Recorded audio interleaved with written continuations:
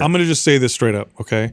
For 85%, okay, the vast majority of people listening to this, watching this, or 85% of the population out there who wants to build strength, build muscle, get faster as a result, right? Just bigger, faster, stronger. A 3-day-a-week full body routine will be superior to a 6-day split. That's 85%. You talk to strength coaches, you talk to bodybuilding coaches, and yes, there's that 15% where the volume gets so high that splitting it makes more sense.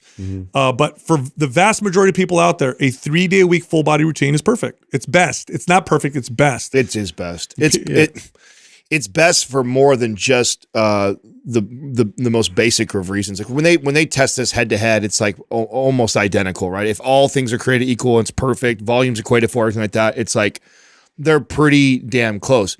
But the thing that you always hear us talk about on the show is like the behavioral stuff. And I think one of the reasons why I think full body is superior in all aspects for all people is because I've never met anybody, I've never had a client in my life that is perfect year round all the time and doesn't have life happening and these up and downs of consistency and then not so consistent.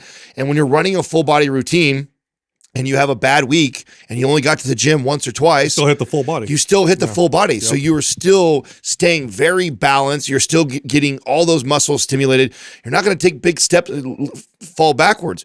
What happens to people that do splits, okay, me included, as I ran splits for most of my life, is those weeks always happen. And I have a week where I miss a day. And then I'm like, oh, well, I missed a muscle group. And it's always the muscle group I don't like doing anyways. Yeah, and I'll make this argument too. Let's say you took the same routine, 3 full body workouts, or you cut all of them in half even. That's usually not how 6 day a week splits work. But let's just say it is. You cut them all in half, 6 days versus 3. I'll argue that you get better recovery and adaptation for most people because of the full days of rest.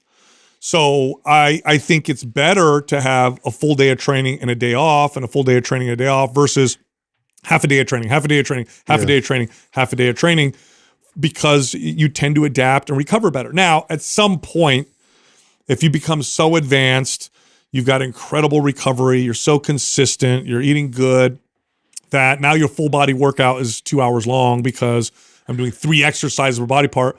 Well, now it starts to make sense to split it up. But for most people, I'm also going to make an argument from an athletic standpoint that body part splits are dog shit for athletes. Yeah. You're compartmentalizing the body. Your body needs to work in unison. You'll never do that in a sport. You'll never do that. Yeah. So it's pick one, right? Like you can look like an Adonis or whatever, and like that's like your thing, right? I want to look like a specimen. Or if I want to be an athlete, you want to be faster, you want to be stronger and faster, you got to be an athlete. You got to train like an athlete. But I'll make this argument, Justin. I've obviously been training forever.